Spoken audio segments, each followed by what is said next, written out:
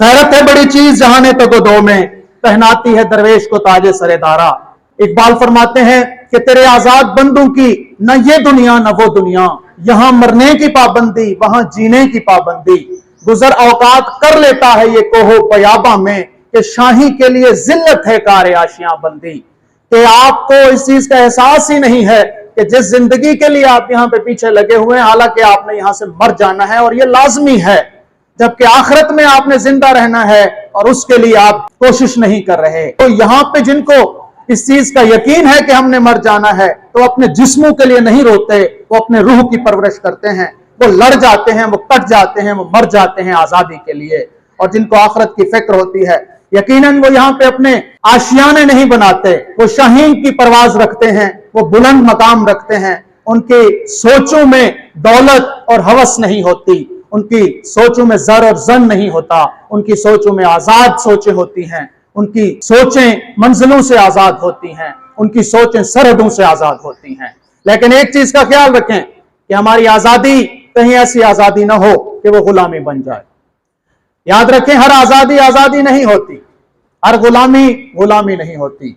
बहुत सारी आजादियां जो हैं वो गुलामी बन जाती हैं। जिस तरह इकबाल ने कहा कि आजादी अफकार से उनकी तबाही, रखते नहीं जो फिक्र तदब्बर का सलीका। कि हो फिक्र अगर खाम तो आजादी अफकार है इंसान को हैवान बनाने का तरीका। कि अगर आपने आजादी की अपनी हदें तोड़ दी जो इस्लाम ने हमें दी हैं, तो फिर वो आजादी नहीं है, वो हैवानियत है। फिर आप आजाद नहीं रहे, फिर आप गुलाम बन चुके हैं अपनी ख्वाहिशात के, अपने एहसासात के। तो मेरी ख्वाहिश है कि आज जो 14 अगस्त 2023 की ये सुबह है, जहां पे अभी तक हम आजाद नहीं हैं, काश के हम सब मिलकर इस चीज का अहद कर लें, मैं और आप, कि हम इंशाअल्लाह अपनी जिंदगी में जो असल आजादी है, जो हकीकी आजादी है, उसकी तरफ अपना कदम बढ़ाएंगे। आखिरी बात, पाको हिंद के अजीम स्कॉलर अपनी किताब गुबार खातर में लिखते हैं कि मुसलमान के लिए जायज ही नहीं कि वह आजादी खोकर जिंदगी हासिल करे। उसके पास दो में से एक ऑप्शन है, या आजादी हासिल करे या मर जाए। Thank you so much. तो तिलावत कलाम पाक के लिए गुजारिश करूंगा जनाब हाफिज कमर इदरीस साहब से कि तशरीफ लाएं और तिलावत कलाम पाक का शर्फ हासिल करें।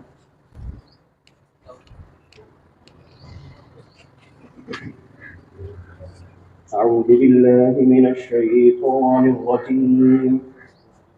बिस्मिल्लाहिर रहमानिर रहीम।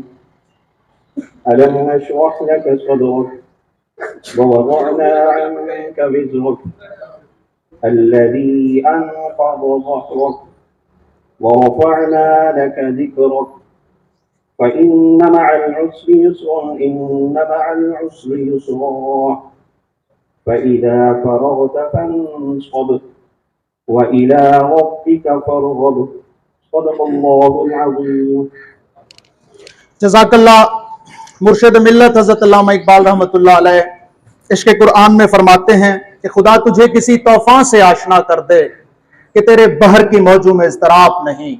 तुझे किताब से मुमकिन ही नहीं फराग के तू किताब खां है मगर साहिब किताब नहीं। और एक फारसी शेर है कि गर तुम्हें खाही मुसलमान जिस्तन नीस्त मुमकिन जज्ब कुरान जिस्तन। कि अगर तुम वाकई मुसलमान के तासर के साथ जीना चाहते हो, तो फिर आपको अपने साथ कुरान का टैग लगाना होगा, अपनी जिंदगी कुरान के साथ चलानी होगी। करोड़ों दुरूद व सलाम हुजूर सल्लल्लाहु अलैहि वसल्लम की जात पर, जिन्होंने बशरियत और इंसानियत को अजमत बख्शी और जिनके नूर से तारीक दिलों में रोशनियां फैली। इकबाल फरमाते हैं कि वो दानाए सुबल खत्म रसल मौलाए कुल, जिसने गुबारे राह को बख्शा फरोगे वादी सीना। निगाहे इश्क मस्ती में वही अव्वल वही आखिर, वही कुरान वही फुरकान, वही यासीन वही ताहा। नात रसूल मकबूल के लिए मैं गुजारिश करूंगा बरखुरदार मोहम्मद शाहजेब को कि वो तशरीफ लाएं। मोहम्मद शाहजेब।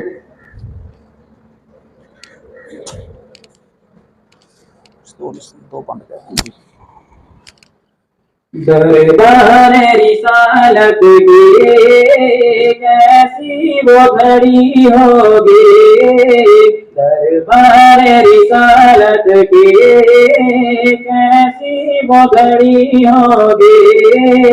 हसन के होठों पे जब नात नबी होगी, अबू बकर उमर होंगे, उस्मान अली होंगे।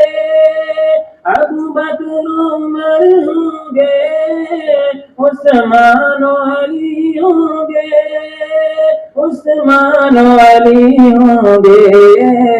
हुसैन के नाना की क्या बज़म सजी होगी, दरबार रिसालत की कैसी वो घड़ी होगी। जब वो तो बदर वाले आका पे हुए कुर्बान, जब वो तो बदर वाले आका पे हुए कुर्बान। उसके साथ ही तराना भी बजाया जाएगा और वो भी आप एहतराम से सुनेंगे। तो मैं दावत देता हूं प्रोफेसर राना जुबैरुल्लाह साहब को, डॉक्टर अब्दुर्रहमान साहब को, प्रोफेसर महमूद साहब को, जफर बसरा साहब को, अरशद बेग साहब को। आप तशरीफ लाएं और बाकी अहबाब इनके साथ ही परचम कुशाई में शामिल होंगे। नहीं हो गया?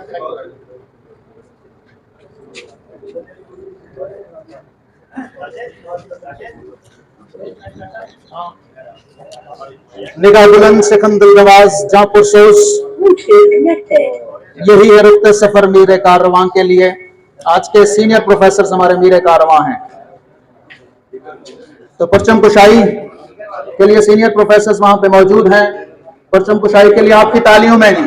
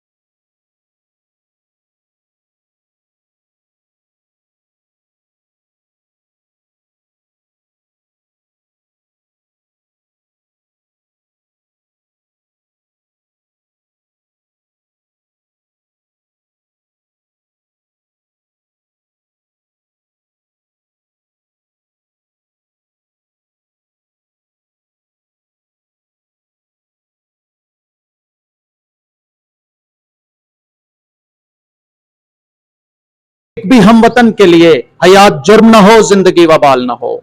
तो अब हम आपको मिली नगमा सुनाते हैं बरखुरदार अली अब्बास से। अली अब्बास तशरीफ लाएं।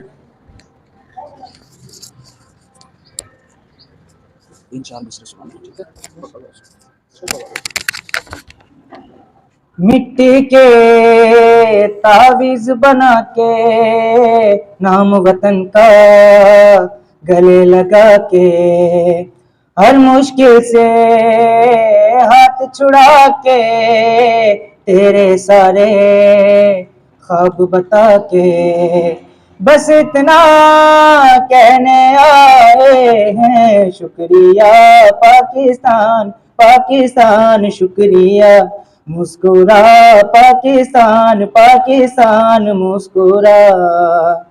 कोई भी ऐसा काम ना आए जिसमें पाकिस्तान ना आए, कोई भी ऐसा काम ना आए हैं शुक्रिया पाकिस्तान, पाकिस्तान शुक्रिया, मुस्कुरा पाकिस्तान, पाकिस्तान मुस्कुरा।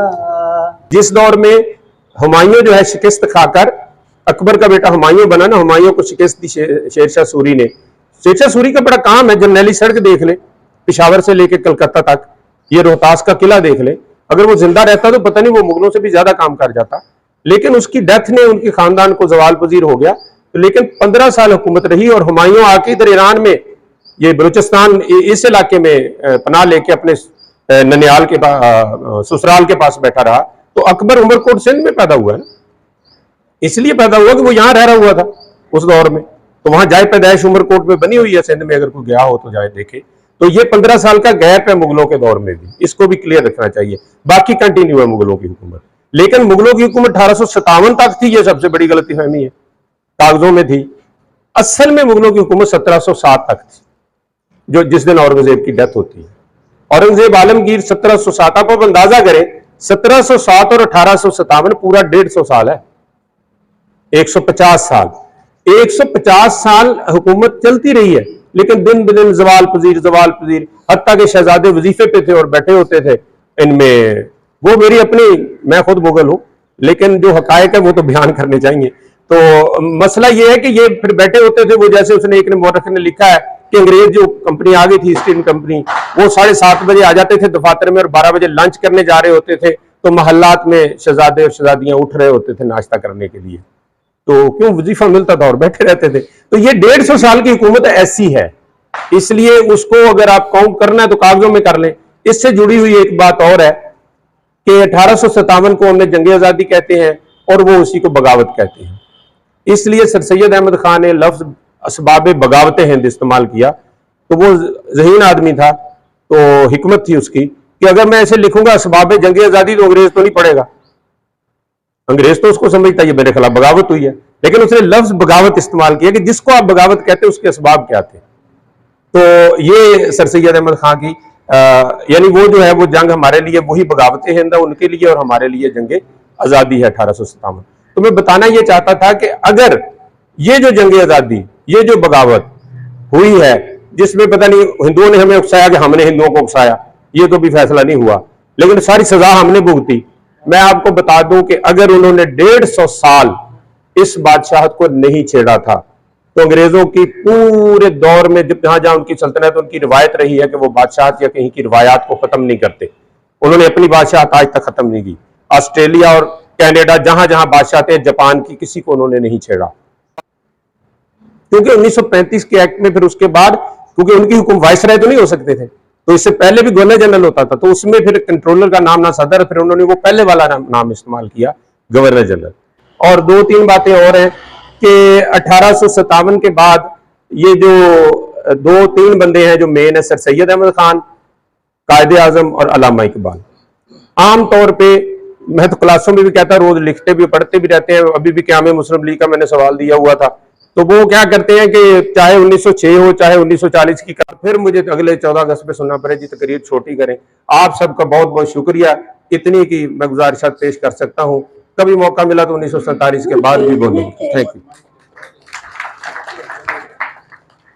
enforce it, act upon it.